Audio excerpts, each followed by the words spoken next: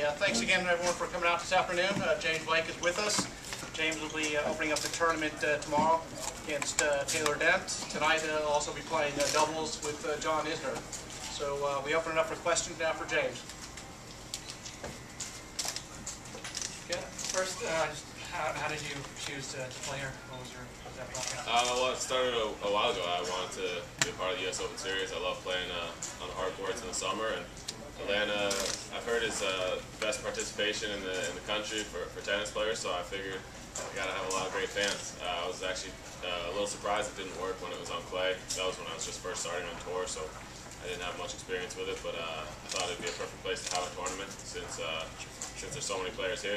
They appreciate good tennis, knowledgeable fans, and so it's hopefully will be a success. And I'm looking forward to it. How did you,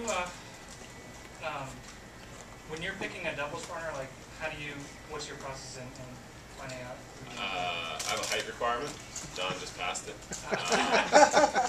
No, I just, John and I are really good friends. We were talking about it a while ago. I know he plays with Sam Querrey a lot, and they're not at the same tournament. He's still looking to play doubles. I think for both of us, we feel like it's helpful for singles. It's something that's a lot of fun when you're playing with someone you like, and you can have some success. We both, I think, play pretty well when we're on the doubles court, and we have a good time together. We both practice together down in Saddlebrook, and it just worked out that while we were hitting, we just said, well, we play doubles here, and we decided to, and hopefully it'll turn into a good result.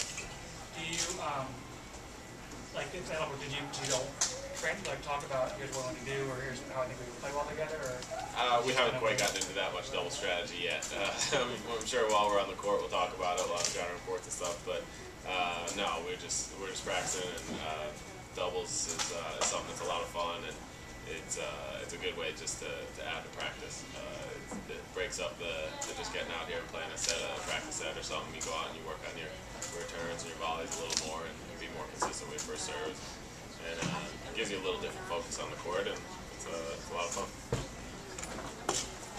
When you're looking for a place to play, what are your criteria for picking a city and turning out? Well, for the hard courts, I'm pretty much just trying to play almost as much as I can without overdoing it so you're too tired at the end of the summer. So for me, it's going to be like 3 weeks, then a week off, then another week, and then we'll see about New Haven. But I want to play as much as I can, and generally in the States the fans are great, so it's easy to come into almost any city and know that there's going to be some crowd support and some people cheering for you. So I just look forward to this part of the year and getting to play as much as I can, and hopefully a lot of matches.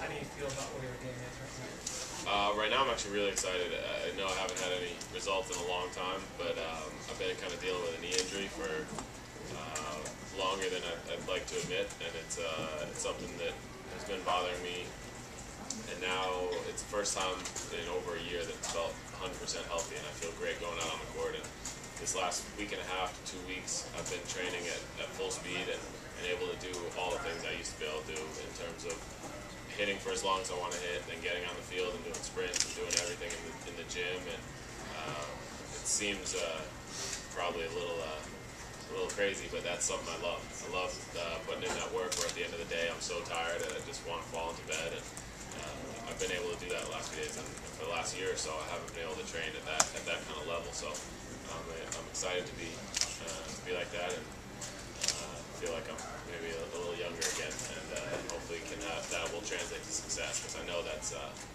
affects you when you go on the court and you haven't had the same kind of training. You're not nearly as confident, and that can have a pretty quick effect when you're playing guys at the top of the game.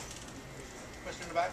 James, any hindsight on that? The fact that you played some tournaments and some things, maybe when you weren't at your best, you wish you maybe had cut back on it then, maybe feel better now?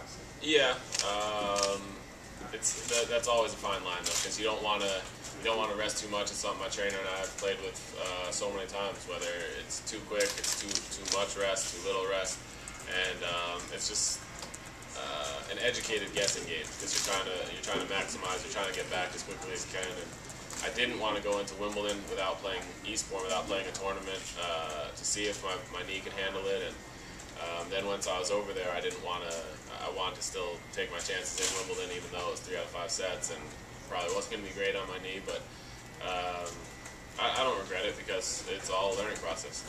I've learned a lot of things early in my career that are making me play better now, and learning something from that, maybe it'll make a difference and make me play better next year for knowing when I can and can't come back.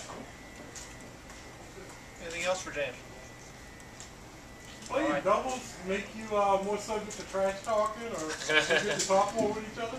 Tonight we might, since we're all pretty good friends with Robbie and Ryan out there. We'll have some fun. And when I heard Andy and Marty were playing, we were hoping we get a chance to play them too. Then there'd be some trash talk, maybe a few balls aimed at someone's chest, but it would all be in good fun, and we'd be all right with it. All right. Thanks everyone.